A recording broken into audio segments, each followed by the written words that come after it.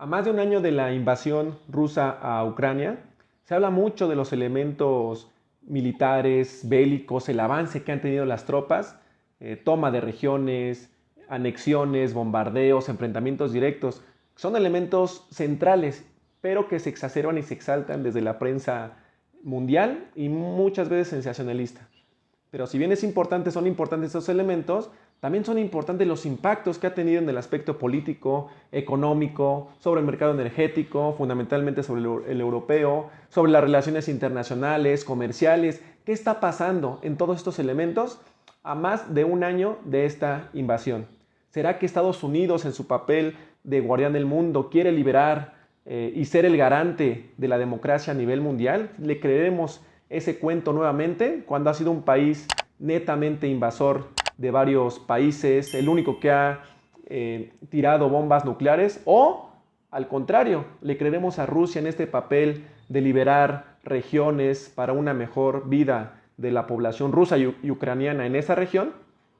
Bienvenidos a esta cápsula desde el podcast Iskra. Yo soy Eduardo Peralta y bueno, en esta ocasión vamos a comentar, a charlar sobre elementos centrales, cómo va actualmente esta invasión rusa hacia Ucrania, pero no solamente en términos militares o estratégicos en este punto, sino también todos los impactos y las consecuencias que tienen a su alrededor. El día de hoy también pues, nos acompaña el profesor en geopolítica Juan Arellanes, que ya ha estado acá con nosotros y que va a profundizar fundamentalmente sobre este evento y los últimos acontecimientos que han ocurrido en los pasados meses también. Un gusto que estés aquí, Juan. Bienvenido, ya sabes que aquí es tu casa. Eduardo, qué gusto saludarte y siempre es un gusto estar contigo. Perfecto. Bueno, pues ya para entrar en materia, nos gustaría preguntarte, tú que estás trabajando estos temas, en un primer momento, se habla mucho del avance militar, del aspecto bélico, las anexiones, ¿cómo va el conflicto? ¿Qué ha pasado en estos últimos meses, pero prácticamente en el último año de la invasión hacia acá? ¿Cuáles han sido los elementos más importantes? Se habla de que Rusia ya toma una gran franja, sobre todo en la parte oriental de Ucrania. Se habla de que se anexa territorios, pero después viene la contraofensiva ucraniana. ¿Cómo está esa situación para que podamos entender de mejor manera? Bueno, en este momento, cuando estamos a una semana de cumplir 16 meses de conflicto, lo que se está viviendo es dos procesos simultáneos.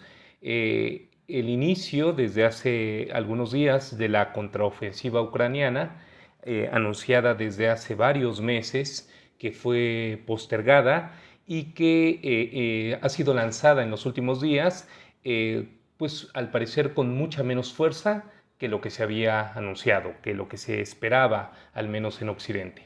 Al mismo tiempo, Rusia continúa realizando bombardeos tanto a las ciudades ucranianas como a el avance ucraniano que se ha desplegado en los últimos días.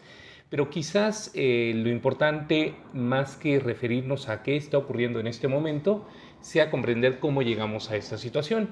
Entonces, sin la menor intención de hacer una recapitulación exhaustiva de 16 meses de guerra, creo que sería importante señalar algunos hitos esenciales, algunos periodos en que podemos dividir estos 16 meses.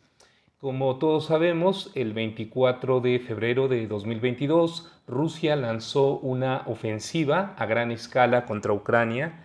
Se trata de una ofensiva preparada durante varios meses con una acumulación de tropas rusas en la frontera, en la zona fronteriza, sobre todo con la región de Lugansk y Donetsk, y también desde Crimea.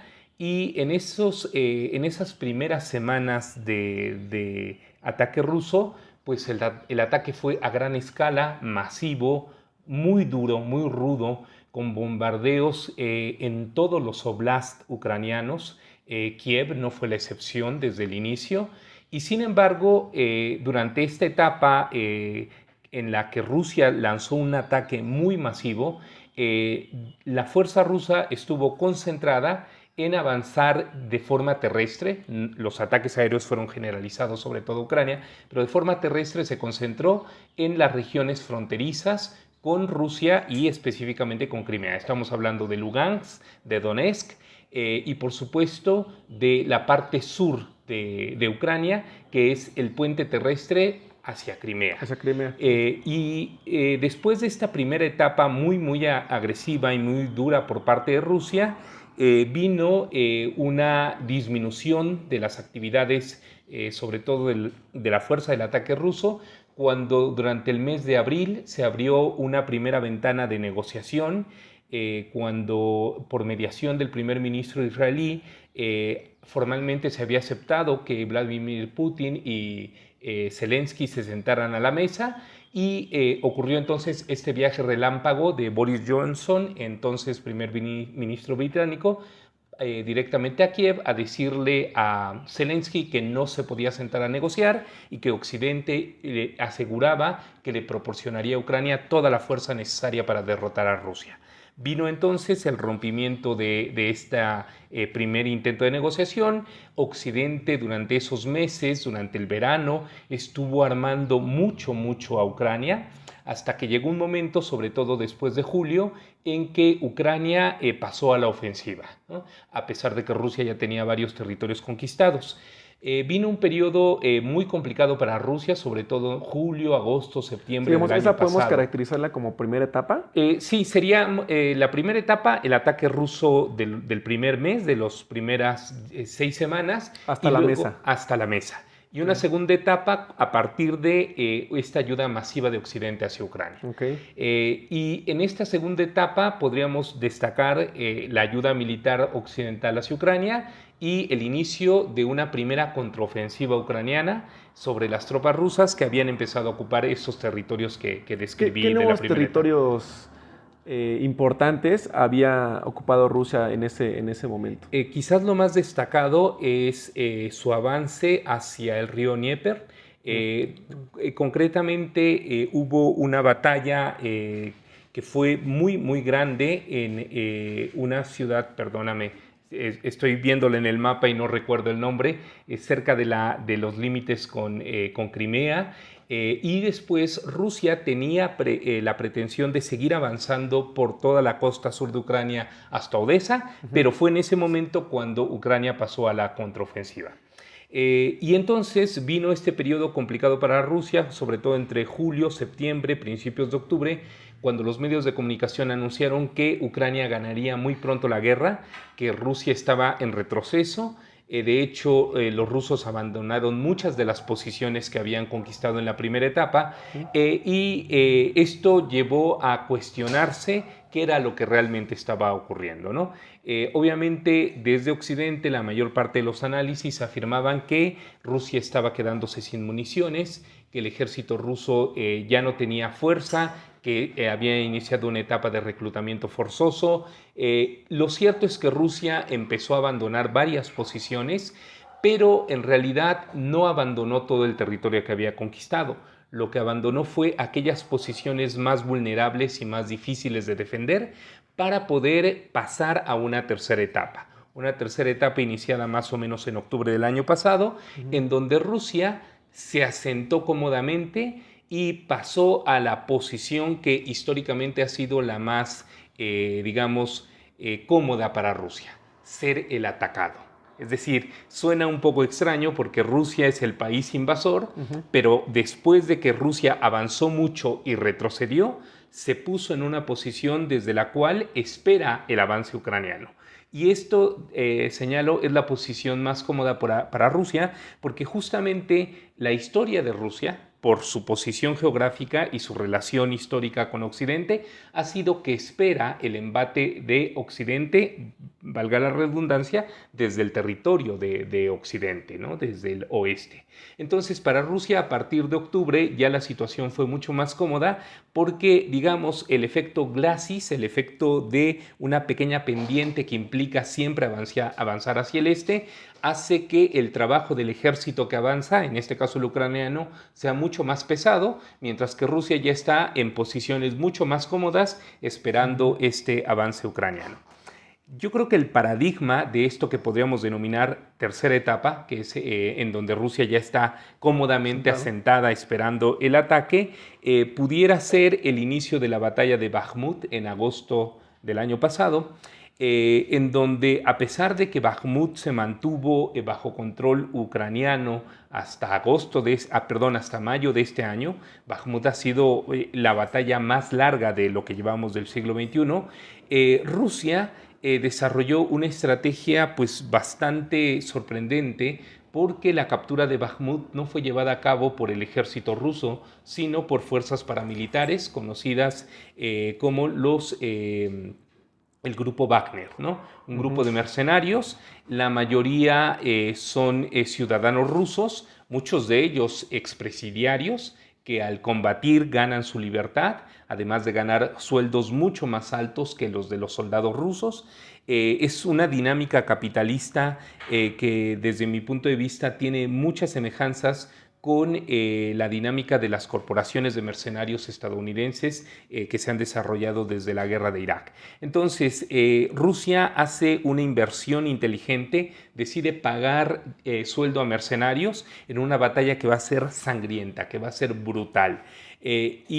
Justamente la batalla de Bakhmut, que de hecho formalmente no ha terminado, continúan los combates en Bakhmut, se convirtió en el símbolo de este enfrentamiento entre el territorio ya claramente dominado por Rusia y el territorio que Ucrania intenta recuperar, ¿no?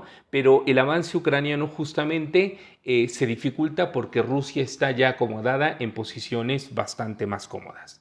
Después de la batalla, de la toma de Bakhmut por parte de Wagner el pasado mayo, lo que ocurrió fue que Zelensky reconoció que había, digamos, invertido muchos recursos en Bakhmut, que había decidido defender esa ciudad a toda costa y que al estarla perdiendo podía correr el riesgo de dejar de recibir el apoyo de Occidente. ¿Qué relevancia tiene Bakhmut en este mapa? Bakhmut es una ciudad al norte de Donetsk. Donetsk y Lugansk, como bien sabemos, son las dos regiones culturalmente más rusas del este de Ucrania. La capital del Oblast de Donetsk es justamente Donetsk y Bakhmut es una ciudad al norte de Donetsk, a medio camino entre Donetsk, capital, y Lugansk, capital. Por lo tanto, es, digamos, un nodo esencial en la conexión entre las dos regiones. Pero además, esto es importante, Bakhmut, seguimos hablando de Bakhmut, los rusos dicen que deberíamos hablar de Artemivsk. Artemivsk es el nombre ruso de la ciudad, Bakhmut es el nombre ucraniano, ¿no? Bakhmut o Artemivsk es una ciudad central de una zona muy urbanizada, de una de las zonas más urbanizadas del mundo. Es impresionante cómo históricamente esta región ha sido muy importante en términos de desarrollo agrícola, industrial y de desarrollo urbano. Entonces Bakhmut fue muy significativa y justamente cuando Zelensky ve perdida Bakhmut, sabe que el apoyo de Occidente puede flaquear y Ucrania no podría soportar la guerra sin todo el apoyo militar de Occidente. Es entonces cuando empieza a anunciarse la contraofensiva ucraniana que finalmente comenzó hace algunos días y que ha llevado a la situación en la que nos encontramos actualmente. Y la contraofensiva fundamentalmente es retomar ¿qué partes? Porque hay unas regiones que Rusia ya está asentada completamente. Pero ¿cuáles son estas? ¿De qué se trata esta contraofensiva? ¿Cuáles son o cuál es el objetivo de Ucrania? ¿Qué posiciones retomar? ¿No? Se hablaba de Gerson, de Kharkov, este elemento que mencionas de Bakhmut. ¿Qué es lo que espera a lo mejor Ucrania con esta contraofensiva? En realidad no conocemos el plan de guerra de Ucrania en esta contraofensiva. Seguramente tendrá objetivos específicos y muy claramente delimitados en términos militares como parte de la operación, pero no es público, no lo conocemos. No. Políticamente, ¿qué sabemos? Políticamente sabemos que Ucrania ha dicho que no va a negociar y no negociar significa una cosa. Ucrania considerará que ganará la guerra si recupera todos los territorios que ha perdido y si logra llevar a Vladimir Putin ante la justicia internacional. Eso es lo que significaría para Ucrania ganar la guerra, y eso significaría recuperar no solamente una porción muy grande de Donetsk y de Lugansk, que en este momento está bajo control ruso, sino también recuperar Crimea. Y por lo tanto, una operación de contraofensiva para recuperar Crimea es una operación a una escala gigantesca, para lo cual en este momento Ucrania no parece tener todos los recursos que necesitaría. Perfecto, y ahora que mencionabas este elemento político, si bien no sabemos los planes militares de una u otra, digamos, país en conflicto, en términos políticos, cómo se habla incluso también en Rusia de que se van a llevar a cabo ciertos referendos, ciertas elecciones en algunas de estas zonas anexadas. ¿Qué impacto ha tenido en esta relación entre Occidente y Oriente, pero particularmente, ¿no?, Estados Unidos, la Unión Europea, digamos todo el bloque occidental, y Rusia, que era un socio comercial, económico importante para la Unión Europea, que lo sigue siendo, digamos, cómo ha ido reconfigurando incluso su política y ha ido mirando hacia Oriente, ¿no? Fortalecido los lazos políticos, no solo económicos, sino políticos también con China, con la India, con Turquía. ¿Qué pasa en ese terreno político? Bueno, eso implica pasar del análisis militar al análisis geoestratégico. Y la escala de análisis para entender esta dinámica geoestratégica es todo el continente euroasiático. Yo comenzaría por señalar que Rusia ha roto con Europa y de forma más amplia con Occidente de forma definitiva. ¿Qué quiero decir? Que independientemente de cuál sea el resultado de la guerra, la reconciliación entre Occidente y Rusia es prácticamente imposible. No va a haber marcha atrás en términos de reanudar las relaciones comerciales, las relaciones políticas, las relaciones de todo tipo que se venían forjando entre Occidente y Rusia. Esta situación rebasa por mucho el conflicto de Ucrania. La decisión de Rusia de romper con Occidente y girar hacia Oriente tiene que ver con un proyecto dual que se ha estado construyendo, digamos que por dos rutas distintas que tienden a confluir. Por un lado es el proyecto euroasiático ruso. Este proyecto euroasiático ruso que desde Occidente muchas veces se interpreta como un imperialismo neosoviético o como una nostalgia por reconstruir la Unión Soviética, en realidad se trata de algo bastante distinto. Se trata de un proyecto nacionalista ruso, no tiene nada de soviético y no tiene nada de socialista, es un proyecto nacionalista ruso que busca reasentarse como poder, como principal potencia regional de Europa Oriental y de Asia Central. Es decir, Rusia lo que pretende mediante una serie de instrumentos de organismos internacionales, en donde destacaríamos la Unión Económica Euroasiática principalmente, pero también la Organización de Cooperación de Shanghái, por ejemplo, o la Organización del Tratado de Seguridad Colectiva, que sería una alianza militar al estilo de la OTAN. Lo que Rusia pretende es convertirse en primus inter pares de todos sus vecinos. Que quede clara que Rusia es la gran potencia regional de Asia Central, de Europa Oriental. Este proyecto ruso de una nueva relación no solo con Europa Oriental y con Asia Central, sino también con Medio Oriente, lo que incluye a Turquía, lo que incluye a Irán y sorprendentemente también a la India, es un proyecto que consiste en aprovechar el papel esencial que desempeña Rusia en todo el continente asiático, incluyendo a Europa, por eso hablamos de Eurasia, como el gran abastecedor de recursos naturales. Ningún país es tan rico como Rusia en recursos naturales. Estamos hablando de petróleo, gas natural, carbón, pero también estamos hablando de uranio y estamos hablando también de plutonio, es decir, de uranio enriquecido. Porque una cosa es tener el uranio, que lo tiene Canadá, que lo tiene Kazajstán, y otra cosa completamente distinta es tener las plantas de enriquecimiento de uranio, que es lo que tiene Rusia y que genera las pastillas que se utilizan en los reactores nucleares. Pero estamos hablando también de bosques, estamos hablando de ríos muy caudalosos, de tierra fértil, estamos hablando de pues prácticamente toda la tabla periódica de los elementos en términos de minerales. Estamos hablando de minerales muy estratégicos como el cobalto, pero también de productos refinados del petróleo como el diésel. Rusia es la gran reserva de materia prima de Eurasia, ¿no? Entonces, Rusia sabe que tiene esta riqueza natural y esta capacidad industrial de procesar sus recursos naturales y al mismo tiempo tiene la capacidad militar de defenderlos, ¿no? Cosa que, por ejemplo, no tiene África o que no tiene América Latina, ¿no? Claro. Entonces, Rusia, conociendo sus dos grandes potenciales, riqueza natural, capacidad militar, dice, a partir de esto construyo mi vinculación con Asia y con Eurasia, si es que Europa Oriental o incluso Europa Occidental en un primer momento quisieran sumarse a este proyecto. En el camino quedó claro que Europa Occidental no sigue este proyecto, rompió con Rusia, queda fuera de la jugada y queda fuera del abastecimiento de toda esta riqueza natural rusa.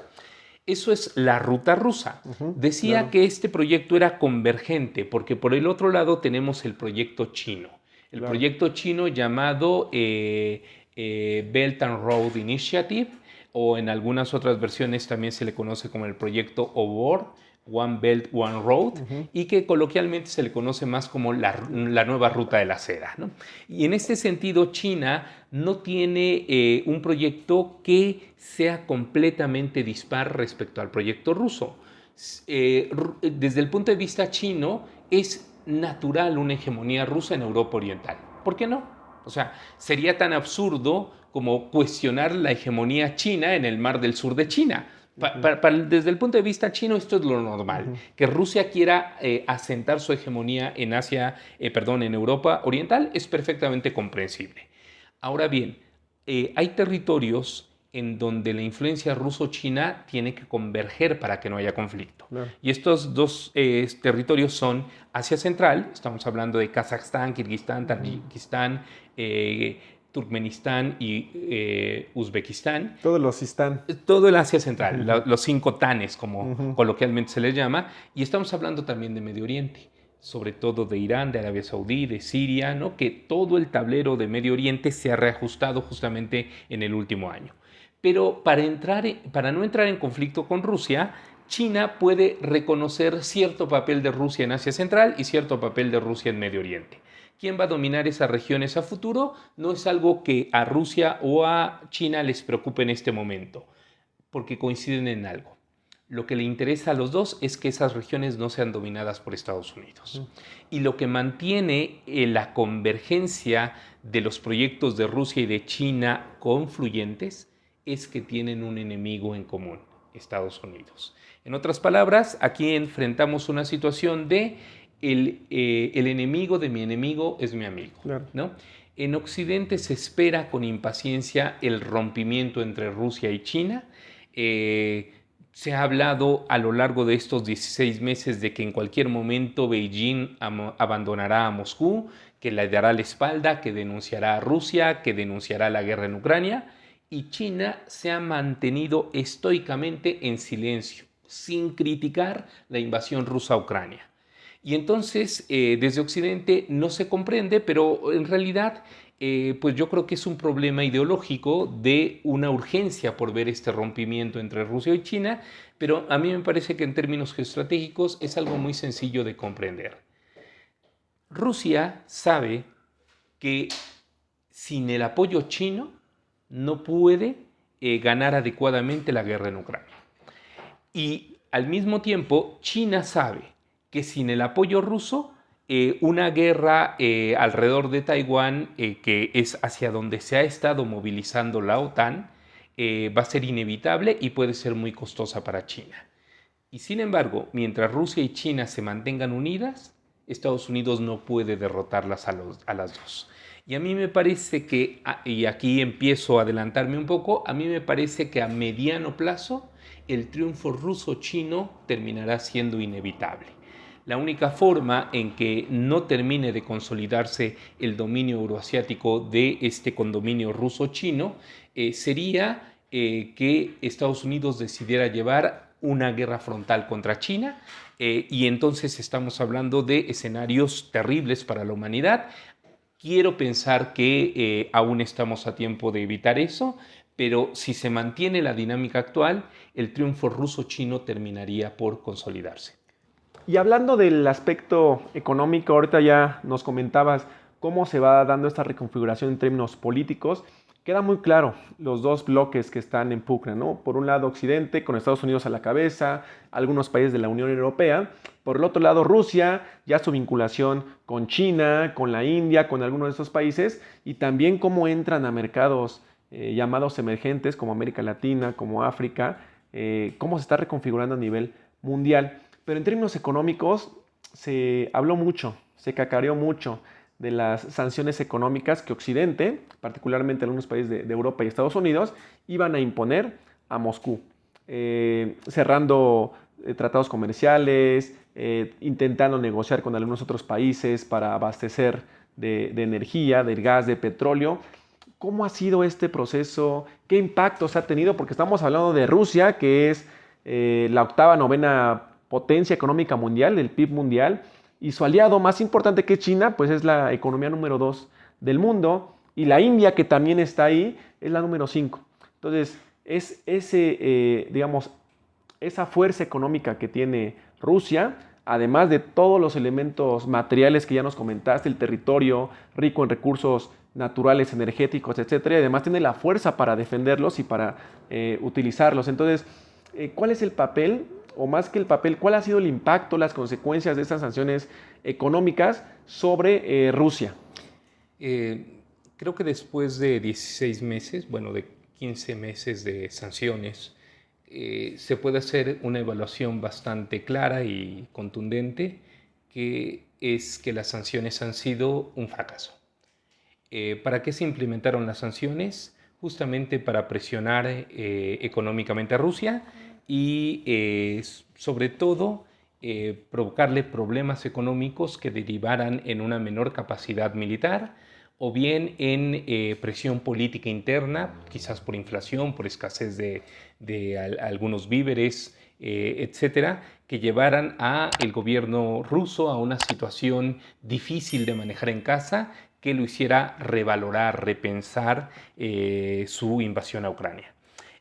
A mí me parece que desde el origen mismo el planteamiento es completamente erróneo e incluso creo que de una forma más amplia habría que pensar cuándo han funcionado realmente las sanciones para conseguir un cambio de gobierno o un cambio de política de parte de un Estado. Si bien muchos países han sufrido sanciones y muy severas, en tiempos recientes podemos ver claramente el caso de Cuba, de Venezuela, de Irán, de Corea del Norte. En realidad, en ninguno de esos casos las sanciones han sido capaces ni de llevar a la caída del gobierno, ni tampoco han sido capaces de cambiar sustancialmente la orientación política de los países.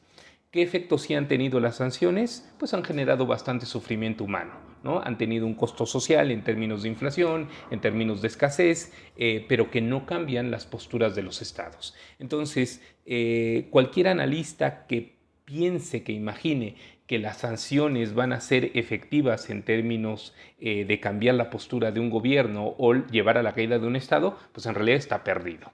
Pero en el caso concreto de Rusia, pues la situación es todavía más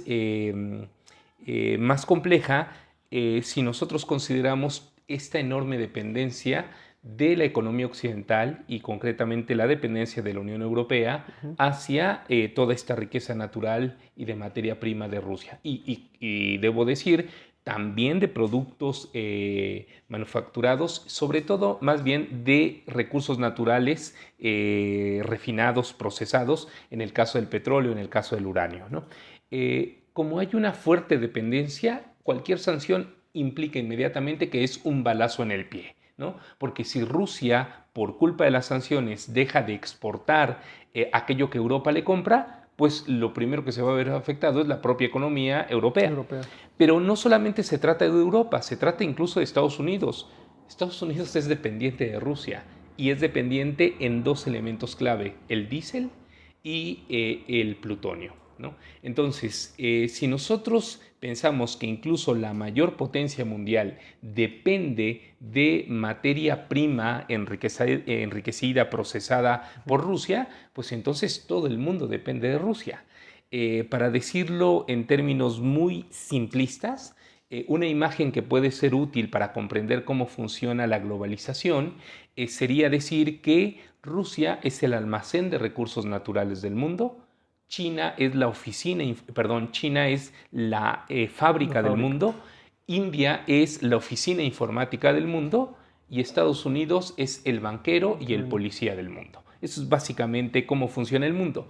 Y la razón por la cual las sanciones no han logrado hacer merma en la economía rusa es sencillamente porque la fábrica, la oficina informática y el almacén de recursos naturales no necesitan al policía ni al banquero para continuar funcionando como una economía íntegra. En otras palabras, mientras China le siga comprando recursos naturales a Rusia, mientras India siga desempeñando los servicios esenciales de informática para los intercambios globales, mientras Rusia siga teniendo mercados en donde colocar toda su riqueza natural, la globalización, al menos en Eurasia, sigue funcionando sin ningún problema.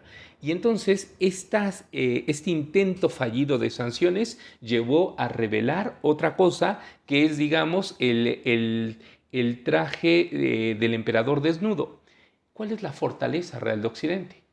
Y la fortaleza real de Occidente es que tiene una inmensa capacidad de compra, ¿no? Occidente es el gran consumidor del mundo.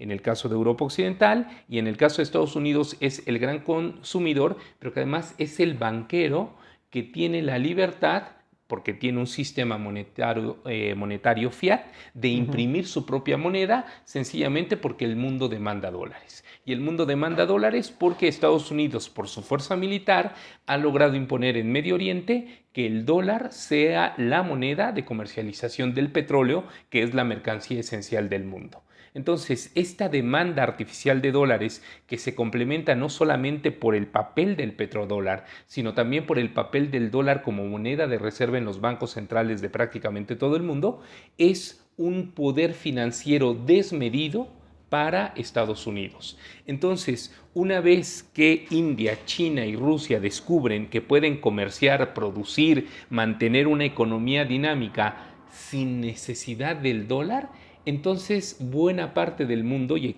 aquí estamos hablando del sur global, abren los ojos y dicen, el emperador está desnudo. Y el emperador es Estados Unidos. ¿Por qué? Porque el dólar no es ningún poder. El dólar simple y sencillamente es la representación simbólica del poder militar de los Estados Unidos. Y entonces lo que hemos experimentado en el último año es un proceso acelerado de desdolarización de la economía mundial. Comenzando porque las propias sanciones llevaron a Rusia a decir, de acuerdo, si me quieren imponer sanciones, si mis reservas de dólares en bancos occidentales han sido expropiadas, ¿no? Apropiadas directamente por Occidente, pues entonces no me dejan más opción que comercializar mis recursos naturales en rublos. Y esto obliga a una mayor demanda de productos rusos esto obliga a incluir a Rusia en la dinámica comercial mundial porque los países necesitan obtener rublos para poder seguir comprándole los recursos naturales a Rusia. Y entonces, de esta manera, Rusia nunca queda aislada de la economía global, sencillamente porque la economía global necesita al almacén de recursos naturales. Claro. Esto explica esencialmente el fracaso de las sanciones. Y ahí el otro elemento importante, esto que mencionas, cómo ha sido el impacto de las sanciones más incluso perjudicial para Occidente, y lleva a orilla a estos países, a Rusia, a China, a la India, a Turquía, a varios países, a profundizar sus lazos. O sea, cuando se le expulsa a Rusia del sistema SWIFT, Sí. de pagos Electrónicos. bueno, pues se empieza a construir uno con China. No está acabado, pero empieza a construir. Cuando se le saca de la dolarización, bueno, empiezan a pensar en monedas regionales. Es decir, se abre una ventana para generar estos otros elementos, ocupar estos espacios que te está generando las propias sanciones y la propia coyuntura. Entonces, es importante mencionar eso porque además una de las previsiones que se veían era que el PIB de Rusia iba a caer alrededor del 7-8% y cayó en 3%. Se preveía que la inversión extranjera en Rusia iba a caer 20-25% y cayó 1%. Se preveía que la inflación iba a ser alrededor también del 20-25% y la inflación fue alrededor del 13%. Es decir, lograron solventar. Y una de las fortalezas también que se habla en círculos económicos, pues es que el Banco Central ruso ha sido una gran fortaleza. Tenía el 40% de las reservas las utilizó y logró aminorar. Incluso el aspecto de la inflación, al estar exportando, incrementó los ingresos por exportación, entonces generándole un superávit. Entonces, digamos, han existido estos elementos de más que perjudiciales, incluso de oportunidades, de ventanas de oportunidad para generar esta conexión con Oriente, con China, con Turquía, con la India, etcétera. Entonces, que están mostrando, como bien lo señalas, pues la debilidad de Occidente y además, pues el modelo en el que estamos viviendo en los últimos 30, 40 años, que es de libre mercado, neoliberal, pues también ya está mostrando este agotamiento. Entonces, se juntan varios elementos que colocan una situación de crisis pues económica, política, geopolítica, y que está teniendo sus expresiones bajo esta dinámica, ¿no? Entonces es interesante como esa parte y de acuerdo a todo lo que nos planteas, ¿cuál es la perspectiva? Ya nos decías a mediano plazo cuál era tu pronóstico, digámoslo de esa forma, ¿no? De que Rusia y China o esta parte euroasiática va al final triunfar en esta lógica, en esos sentidos. Pero ¿cuál es la perspectiva, el horizonte incluso, no para la economía mundial, sino para los pueblos en general? ¿Hacia dónde nos orillamos? ¿Cuál es el papel que puede tener América Latina? ¿Qué papel puede jugar México? Yo lo sé que hay que analizar más, dejar que corra más el tiempo incluso, pero ¿qué perspectivas hay en ese sentido? ¿Qué alternativa ante esta situación, no solamente de la invasión rusa a Ucrania, sino qué perspectivas de estos conflictos que van a generar incluso invasiones en algún otro momento? Mencionabas que la única forma de que no triunfe Rusia y China es que Estados Unidos lance una ofensiva y eso implica pues guerra. ¿Y qué papel toman ahí la sociedad de los pueblos? Porque además otro elemento importante es que Rusia se está acercando a China y de una u otra forma, hay una discusión ahí también, es esta China comunista, esta China al menos en el papel socialista. ¿Qué tanto es de eso? ¿Qué perspectivas, qué horizontes, qué alternativas se pueden estar generando en el mundo de hoy? ¿Cómo ves esa parte? Eduardo, lo que tú me estás planteando es sumamente complejo.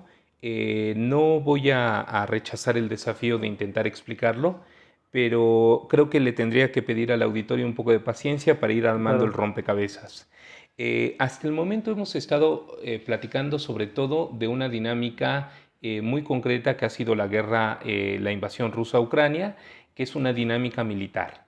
Claro. Después pasamos a una dinámica geoestratégica que es la conformación de dos bloques y que podríamos llamar la fractura de la globalización o la fractura global. El mundo se está partiendo en dos, ¿no? Están surgiendo un bloque euroasiático y un bloque occidental que no sabemos en qué medida van a mantener un vínculo, porque como señalé hace un momento, el bloque euroasiático puede ser autónomo y puede ser completamente funcional sin necesidad de Occidente, y en el caso de Occidente no es así. Esa es la gran debilidad de Occidente. Occidente no puede funcionar sin los recursos naturales, sin la manufactura, sin los servicios que ofrecen Rusia, China y la India al mundo. Entonces, Occidente está en una posición de debilidad y el proyecto de globalización se encuentra en una situación de una encrucijada grave que desde mi punto de vista va a derivar en un proceso abierto de desglobalización. Ahora bien, quisiera hacer esta aclaración.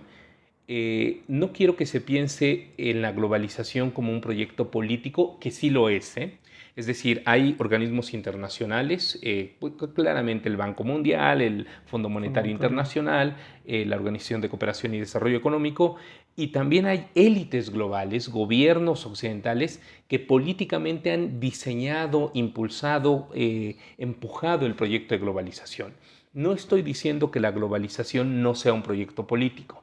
Lo que quiero señalar es que la globalización es mucho más que un proyecto político. La globalización es un proceso metabólico, ¿no? Es el metabolismo a escala planetaria de la civilización. La globalización no se entiende sin flujos globales de materia y energía, ¿no? La globalización es mover cosas por todo el mundo. La globalización es cómo se produce un chip, cómo se produce un teléfono, cómo se arma un reloj, dónde se cose una camisa en el mundo. Toda la economía se entrelazó en las décadas pasadas, y para que esta economía se entrelazara fue necesario que literalmente cientos de miles de turbinas de gas que mueven aviones, millones, incluso hablamos de cientos de millones de motores de diésel que mueven buques, que mueven trailers, que mueven camiones, consumen cantidades inmensas de petróleo para poder mover todas las cosas por todo el mundo. La globalización puede ser un proyecto político, pero más importante aún, es un proceso metabólico. Es un proceso de saqueo de la biosfera, es un proceso de saqueo de la corteza terrestre, de extracción de petróleo, de gas, de carbón, para mover máquinas, para transportar productos por todo el mundo, para transportar recursos, para crear cadenas que engloban a todo el planeta. Y este proyecto es insostenible. O sea, el planeta no puede resistir el proceso de globalización que hemos visto en las últimas décadas, porque si lo mantuviéramos unas décadas más, el planeta entero colapsa, ¿no? Claro. No se puede mantener estos ritmos de extracción de energía, no se puede mantener estos ritmos de absorción de CO2 por la atmósfera y de absorción de calor por los océanos. No sé qué tan enterado esté el auditorio de cuál es la situación en este momento, pero los océanos están literalmente hirviendo, ¿no? El océano Atlántico es un infierno en este momento, y eso es lo que nos explica la ola de calor que estamos padeciendo en este momento.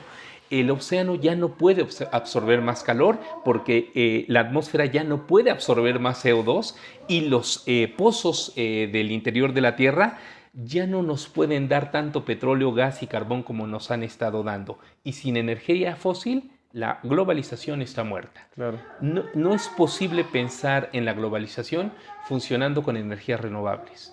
No sé qué tanta imaginación pueda tener alguien, pero quiero que imagine el turismo de masas moviéndonos en aviones eléctricos para un pasajero.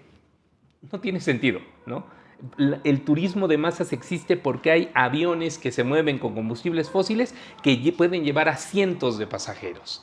¿Cómo pueden funcionar las ciudades? Pensemos en la Ciudad de México, pensemos en todos estos camiones que llegan todos los días a la central de abastos. ¿Cómo comeríamos 20 millones de personas en la Ciudad de México sin combustibles fósiles? Sencillamente, sin combustibles fósiles no hay globalización. Las energías renovables no van a poder mantener el proyecto de globalización.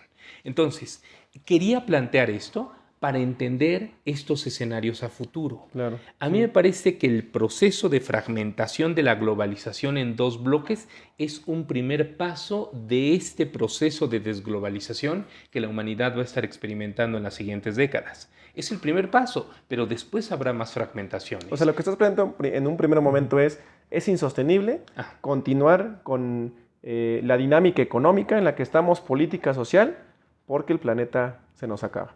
Hay límites planetarios. No sé si la expresión "el planeta se nos acaba" sea real, porque es inexacta.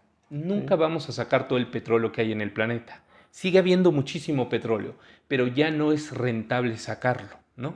Sigue habiendo muchos recursos naturales, pero nosotros debemos entender que para mantener la habitabilidad de la biosfera no podemos talar el último árbol y no podemos devastar la última montaña para sacar minerales, para construir paneles solares y generadores eólicos.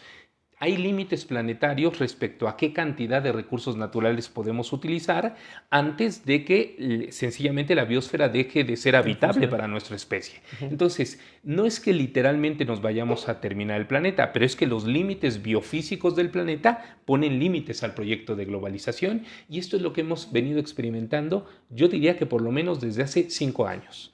El punto máximo de extracción de petróleo se alcanzó en 2018. Y la pandemia, el confinamiento por la pandemia, que todo el mundo pensó que fue como, digamos, el causante de la caída, en realidad yo creo que la pandemia, lo que voy a decir es una locura, y no quiero que nadie piense que estoy simplificando la tragedia, pero la pandemia fue un respiro. Porque durante la pandemia, que hubo hasta 3.000 millones de seres humanos encerrados, se redujo sustancialmente el consumo de petróleo en el mundo y el planeta respiró. Yo quiero que hagamos un poquito de memoria de cómo estaban los incendios en todo el planeta en 2019. En 2019 se estaba quemando la Amazonia, había incendios en Bolivia, se estaba quemando España, se estaba quemando Canadá, se estaba quemando Yucatán, se estaba quemando California, Siberia, todo el planeta estaba incendiado en 2019, y es el confinamiento por pandemia y la reducción del consumo de petróleo lo que le dio un respiro al planeta durante 2020, 2021, todavía parte de 2022. Desde el año pasado otra vez empezamos a consumir desaforadamente combustibles fósiles, y estamos en este momento en donde literalmente los océanos se están hirviendo. O sea, no podemos mantener estos niveles de consumo durante mucho tiempo más antes de que empecemos a ver tragedias brutales de muertes masivas en Pakistán, en la India, por olas de calor. En este momento las temperaturas en el sur de Asia son sencillamente insoportables. De ese tipo de límites planetarios hablo. Y esto nos lleva a cómo se comportan los poderes geopolíticos respecto a esta situación. Si yo, que soy un profesor de geopolítica, puedo cruzar los datos y entender cuál es el problema, es bastante claro que los líderes de las grandes potencias tienen conocimiento de esto desde hace mucho tiempo. Hay un informe de los límites del crecimiento publicado por el MIT y el Club de Roma en 1972 que pronostica exactamente lo que está pasando en este momento hace 50 años. Es decir, esto la humanidad lo sabe, o al menos una parte de la humanidad lo sabe. Se sabe que en algún momento ya no se va a poder extraer más petróleo de forma rentable, se sabe que en algún momento el océano ya no va a poder absorber más calor, se sabe que en algún momento la atmósfera ya no va a poder absorber más CO2, y se sabe entonces que hay límites planetarios. Así que, ¿qué le queda a las grandes potencias? Lo que queda es el juego de las sillas, ¿no? Aquel que logre acaparar los recursos restantes podrá mantener niveles de crecimiento, de desarrollo económico durante algunas décadas más, y aquel que sea cortado del acceso a los recursos, pues simple y sencillamente ya no podrá mantener este modo de vida de civilización industrial que hemos tenido en las últimas décadas. ¿Quién está perdiendo? Occidente. ¿Por qué? Porque Occidente, y concretamente Europa, es terriblemente pobre en recursos naturales y en combustibles fósiles. Alemania puede tener toda la tecnología que quiera y puede construir todos los aerogeneradores eólicos que quiera, puede saturar el paisaje alemán de aerogeneradores, cosa que ya llevó a conflictos porque la gente no quiere una aerogeneradora fuera de su casa, pero finalmente eso no la salva. Alemania sigue dependiendo del gas, ¿no? Y si no llega el gas de Rusia, Alemania tendrá que apostar por el gas de Qatar o por el gas de Estados Unidos, porque la industria alemana se paraliza sin gas. O sea, estamos hablando de la industria de una de las mayores potencias económicas de la historia, ¿no? La Alemania no funciona sin combustibles fósiles, no importa lo que digan los verdes alemanes, ¿no? Y entonces, si Alemania se queda sin esta energía, quiere decir que aquí tenemos a uno de los primeros perdedores del proceso de desglobalización, y eso nos explica por qué la industria alemana está migrando a Estados Unidos o a China. Perfecto. Y bueno, ya para finalizar esto que nos comentas, el análisis viéndolo desde los conflictos capitalistas, imperialistas, entre los bloques, entre las potencias, cómo sobrevivir con los recursos que hay, con todas estas limitaciones pues ya planetarias de la naturaleza, de esta exacerbación, ¿no? de producir vemos más o menos las perspectivas que nos planteas. Y bueno, ¿qué alternativa desde el sur global, como se le conoce, podemos generar? Para la gente que nos está viendo, para los compañeros, compañeras que nos están viendo, ya dado este análisis que nos haces muy bien de cómo se está llevando a cabo esta guerra en Ucrania y todas las implicaciones globales que implica, bueno, ¿cómo podemos generar otro tipo de alternativas? Porque la situación a mediano plazo, largo plazo, no se ve muy alentadora, que digamos, ¿no? O sea, se plantean incluso análisis desde hace 50 años, incluso 100 años para adelante ya hay planteamientos de que ya no va a haber ciertos tipos de recursos naturales, por ejemplo, ¿no?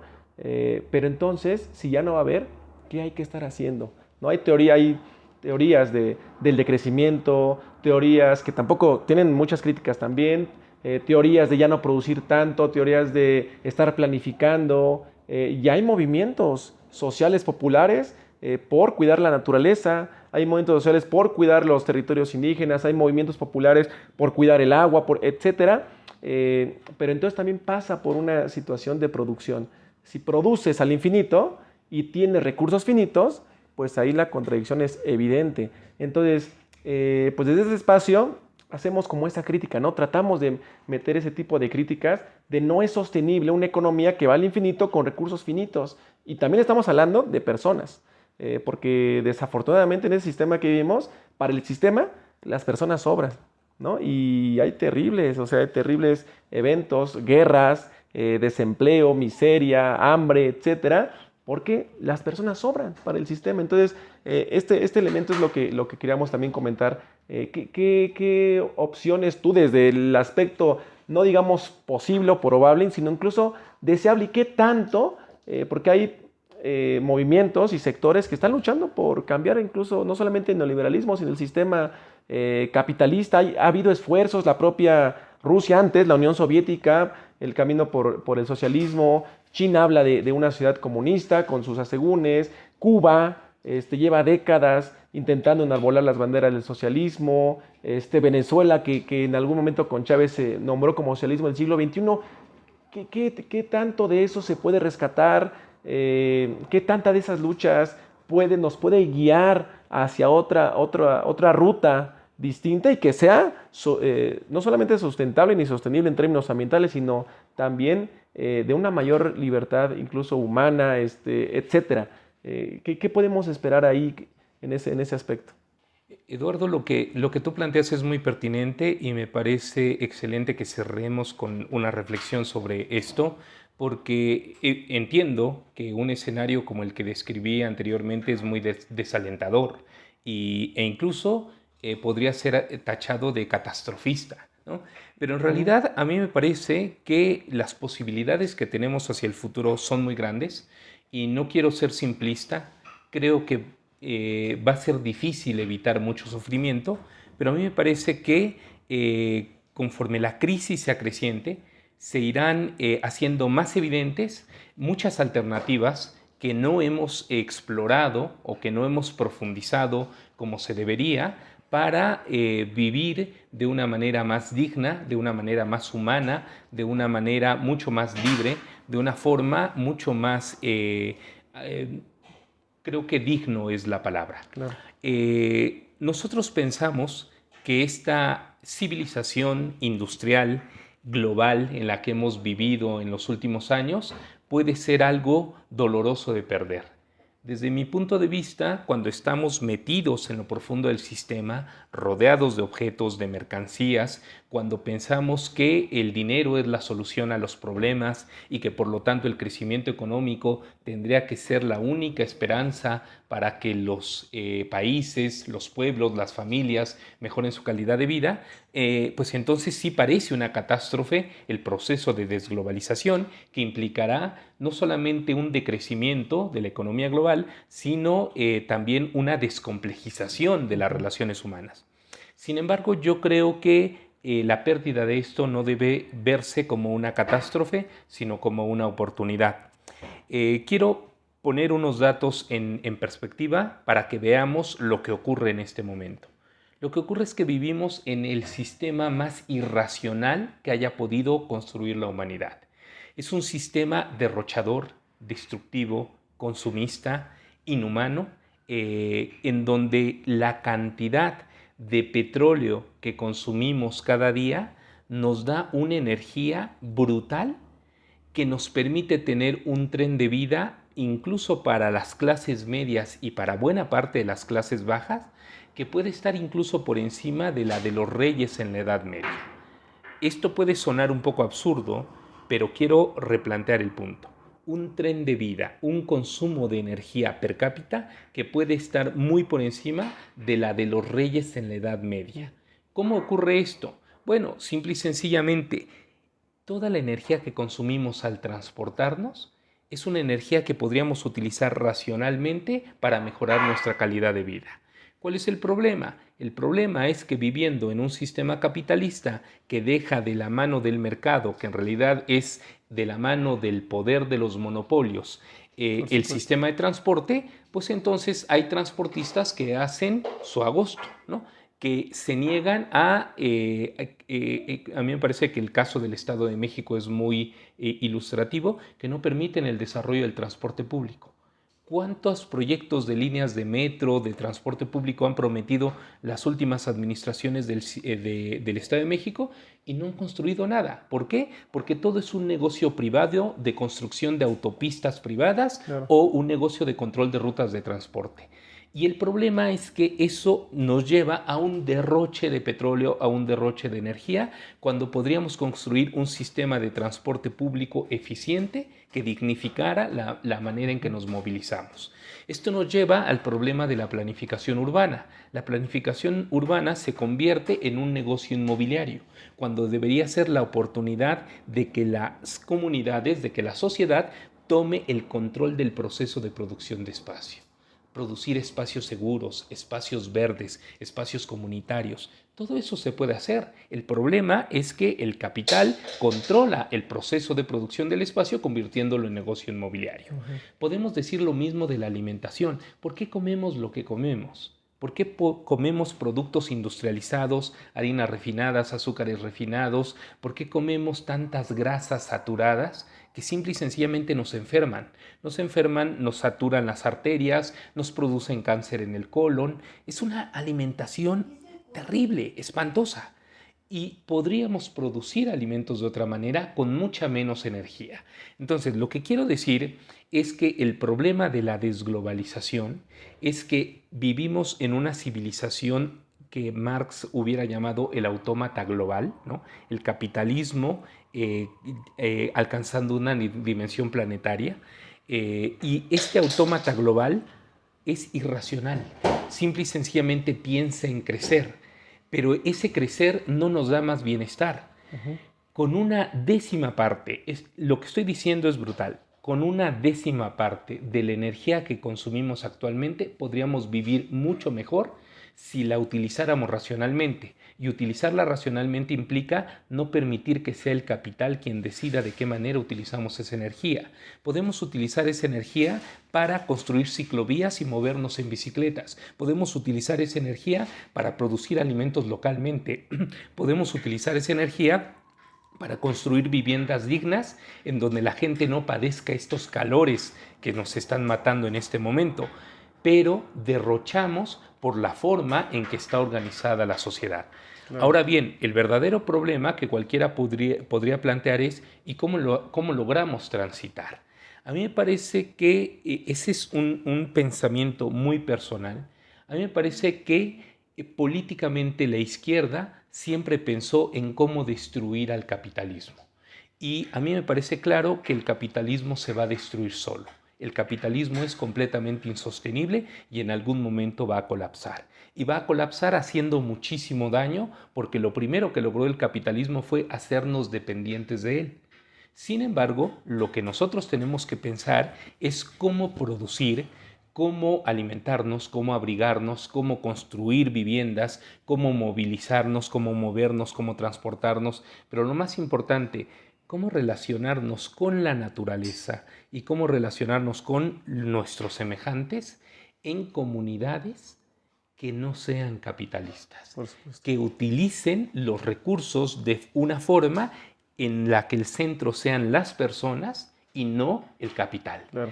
En la medida en que se acreciente la crisis del capitalismo global, que dará paso a capitalismos regionales, a capitalismos nacionales, que van a ser difíciles de matar, pero en la medida en que se profundice la crisis global del capitalismo, se irán abriendo oportunidades para organizarnos de formas más racionales. La situación no va a ser nada sencilla, no va a ser nada halagüeño, va a ser de hecho un proceso bastante violento, pero a mí me parece que se van a abrir esos caminos, esas oportunidades, y tenemos que estar preparados para saber qué hacer. Y qué hacer significa priorizar. Lo prioritario va a ser salvar vidas, lo prioritario será producir alimentos, lo prioritario será mantener lo mejor posible los sistemas de salud, lo prioritario será el sistema de cuidados, ¿no? Cómo nos cuidamos unos a otros para mantenernos con el mejor bienestar, con el mayor bienestar posible. Creo que tenemos mucho que aprender y reaprender sobre nuestras relaciones humanas, sobre nuestra relación con la naturaleza, pero hay muchísimo conocimiento, no solo científico, muchísimo conocimiento popular, muchísimo conocimiento indígena que sabe bien cómo relacionarnos para vivir. Somos una especie que lleva 300,000 años sobre este planeta y hemos sobrevivido a cosas peores como el capitalismo, como la explosión de un volcán que casi destruye a toda la especie hace 72,000 años. Hemos sobrevivido a glaciaciones. A mí me parece que la especie humana va a sobrevivir y va a encontrar alternativas adecuadas. Pero lo cierto es que vienen tiempos difíciles, vienen tiempos complicados en la medida en que el proceso de desglobalización se manifieste en escasez de alimentos, en calores terribles, en apagones eléctricos, para lo cual debemos estar preparados, fortaleciendo nuestras comunidades, fortaleciendo nuestros lazos humanos. Muy bien, y pues ya para concluir, esto que mencionas evidentemente no tenemos esa varita mágica para saber hacia dónde se fortalecerán estos movimientos, cómo podemos estar transformando de manera directa, digamos, teniendo una implicación muy fuerte en estos conflictos globales, pero sí la vía está ahí. O sea, hay alternativas, existen a nivel local, a nivel regional, incluso a nivel nacional. Hay esfuerzos por priorizar la vida por encima del capital, que ese es el elemento central, ¿no?